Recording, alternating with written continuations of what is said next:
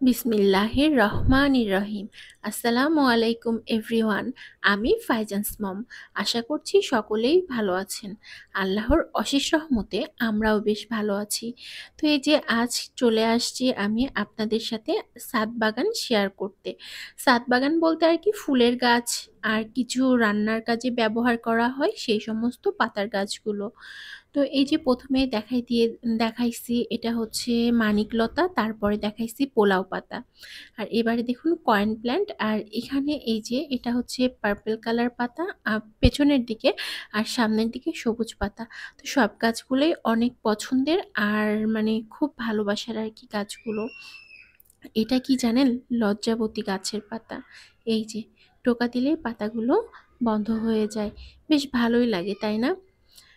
তো এই যে গাছগুলো যখন দেখি আর আপনাদের সাথে ভিডিওটা শেয়ার করার সময় আমারও মনে পড়ে গেছে আমার ছোট মামার কথা। আমার ছোট মামা না গাছ অনেক পছন্দ করে। তার মাঝখানে বলি দেখুন, এই যে এই গাছটাতে একটা ফুল হচ্ছে মানে এক থোকা ফুল মিষ্টি কালার আর এক থোকা ফুল সবুজ কালার। এক গাছে দুই রকম ফুল, তাই না? দেখতেই বেশ ভালো লাগছে আর ভাবতেও একটু অবাক লাগে, তাই না, যে একই গাছে দুই রকমের ফুল। তো ওই যে বলছিলাম আমার ছোট মামার গাছগাছালি অনেক পছন্দের। তো মানে তার বাড়িতে এমন কোনো গাছ নাই যে নাই। প্রত্যেকটা জায়গায় মানে কোনো জায়গা ফাঁকা নাই। প্রত্যেকটা জায়গাতেই কোনো না কোনো গাছ সে লাগাইছেই। মানে ঘরের বারান্দাতে টবে করে রাখছে, সিঁড়িতে রাখছে, তারপরে বেসিংয়ে রাখছে, সব জায়গায়।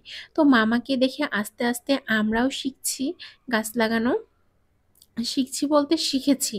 আর এখন মামার কাছ থেকে বিভিন্ন রকমের পরামর্শও নিয়ে থাকি, যে মামা গাছের পাতা এরকম হয়ে যাচ্ছে, কুঁকড়ে যাচ্ছে, মরে যাচ্ছে, কি করব, এই গাছটা নুয়ে পড়ছে, এই গাছটা অনেক বেড়ে যাচ্ছে, কি করা যায়। মামার কাছ থেকে কিন্তু এই আইডিয়াগুলো বেশ ভালোই পাওয়া যায়।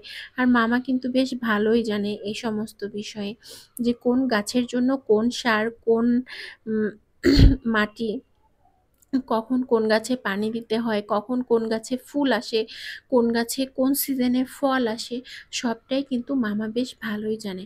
তার একটাই কারণ, ওই যে মামার গাছের প্রতি আগ্রহটা বেশি। তো মামার থেকে এই গুণাগুণটা আমার মধ্যেও আসছে, সেটা হচ্ছে গাছপালার প্রতি আগ্রহটা বেশি।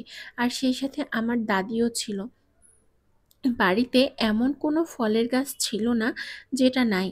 মানে কোথায় থেকে সে যে এক এক জায়গা থেকে এক এক রকমের ফল সংগ্রহ করে আনতো।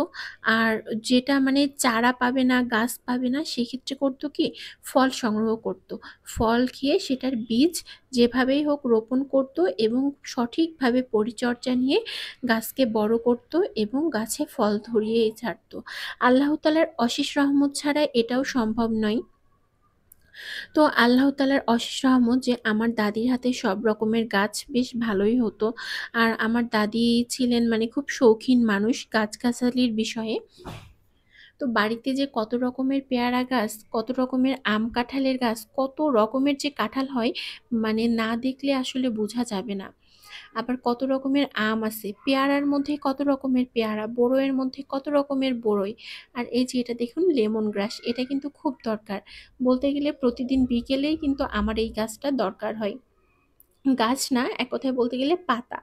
যখন আমি স্যুপ রান্না করি বিকেলে তখন আর কি পাতাটা দরকার হয়। তো এই যে আমার বাবা অতটা গাছপালার প্রতি শৌখিন না, কিন্তু আমার আবার একটু ভালো লাগে। তো আমার মামা এবং দাদির গুণাগুণটা হয়তো আল্লাহ রাব্বুল আলামিন আমার মধ্যেও দিয়ে দিয়েছে। তো তার জন্য আমিও বেশ শুকরিয়া আদায় করে থাকি। গাছ ছাড়া কি ভালো লাগে বলুন তো? আর এই যে দেখুন এখানে খাঁচার মধ্যে ২ টা লাভ বার্ড। সেম ভাবে আমাদের বাসাতেও ২ টা লাভ বার্ড আছে। এই যে দেখুন, এই ২ টা লাভ বার্ড সারাদিনই মানিক জোড়ার মতো এক জায়গায় হয়ে থাকে। আল্লাহ হাফেজ।